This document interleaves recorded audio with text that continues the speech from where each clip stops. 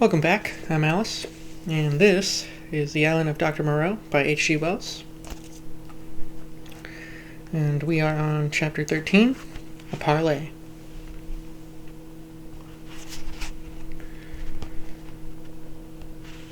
I turned again and went on down towards the sea.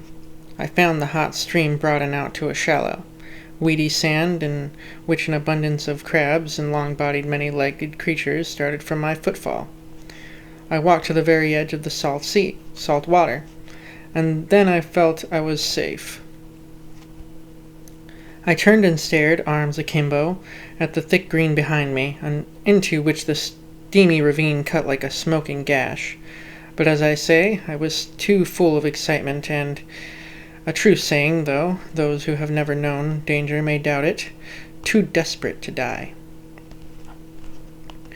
Then it came into my head that there was one chance before me yet. While Moreau and Montgomery and their bestial rabble chased me through the island, might I not go round the beach until I came to their enclosure, make a flank march upon them? In fact, and then with the rock lugged out of their loosely built wall, perhaps smash in the lock of the smaller door and see what I could find, knife, pistol, or what not, to fight them with when they returned. It was at any rate something to try. So I turned to the westward and walked along by the water's edge. The setting sun flashed his blinding heat into my eyes. The slight Pacific tide was running in with a gentle ripple. Presently the shore fell away southward, and the sun came round upon my right hand. Then suddenly, far in front of me, I saw first one and then several figures emerging from the bushes. Moreau with his grey staghound, then Montgomery, and two others. At that I stopped.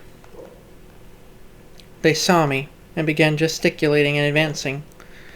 I stood watching them approach. The two beast-men came running forward to cut me off from the undergrowth inland. Montgomery came running also, but straight towards me. Moreau followed slower with the dog. At last I roused myself from my inaction, and turning seaward walked straight into the water. The water was very shallow at first. I was 30 yards out before the waves reached to my waist. Dimly I could see the intertidal creatures darting away from my feet. "What are you doing, man?" cried Montgomery. I turned, standing waist-deep, and stared at them. Montgomery stood panting at the margin of the water. His face was bright red with exertion. His long flaxen hair, brown about his head, and his dropping nether lip showed his irregular teeth. Moreau was just coming up, his face pale and firm, and the dog at his hand barked at me. Both men had heavy whips. Further up the beach stared the beastmen. "What am I doing?" "I am going to drown myself," said I. Montgomery and Moreau looked at each other. "Why?" asked Moreau. "Because that is better than being tortured by you." "I told you so," said Montgomery, and Moreau said something in a low tone. "What makes you think I shall torture you?" asked Moreau. "What I saw," I said, "and those yonder." "Hush!" said Moreau, and held up his hand. "I will not," said I. "They were men. What are they now? I at least will not be like them." I looked past my interlocutors up the beach where Ling, the Montgomery's attendant, and one of the white-swathed brutes from the boat further up.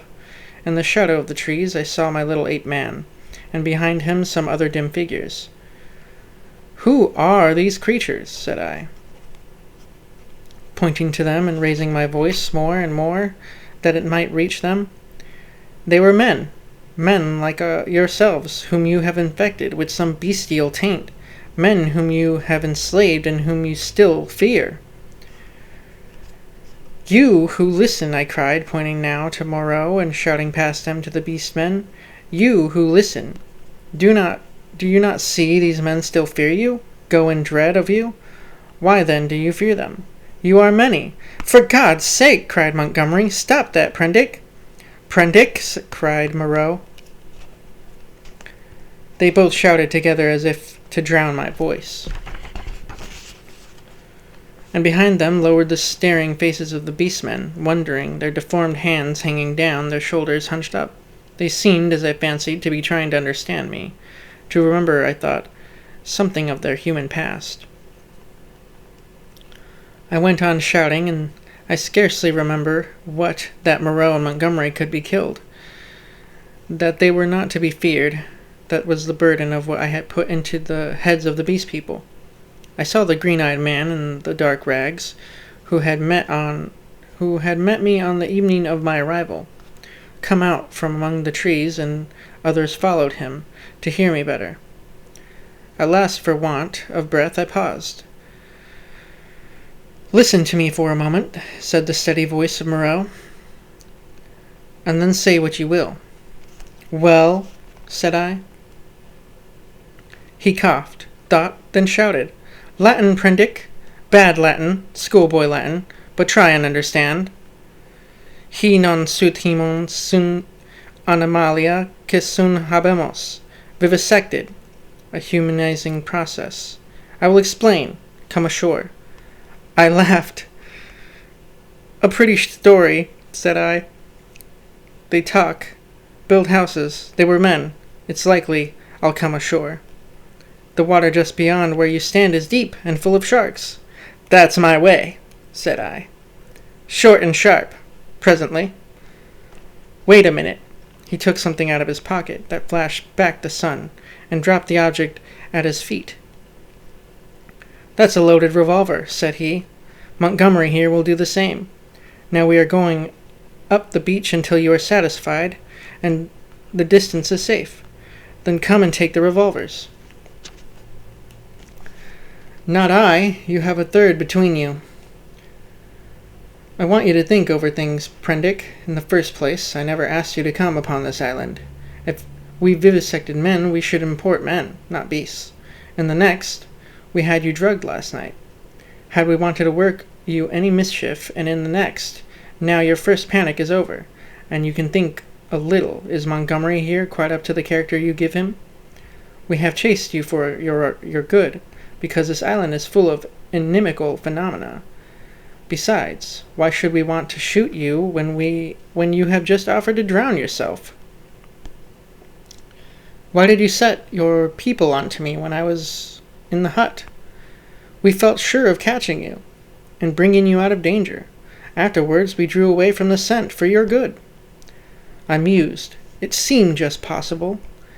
Then I remembered something again.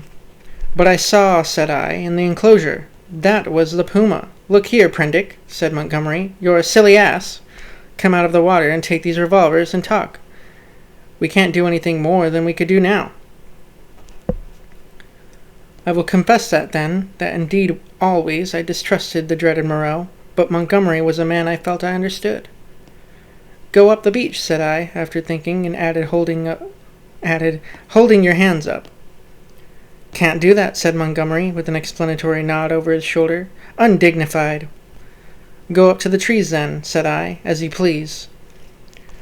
"It's a damned silly ceremony," said Montgomery. Both turned and faced the 6 or 7 grotesque creatures, who stood there in the sunlight, solid, casting shadows, moving and yet so incredibly unreal. Montgomery cracked his whip at them, and forthwith they all turned and fled helter-skelter into the trees.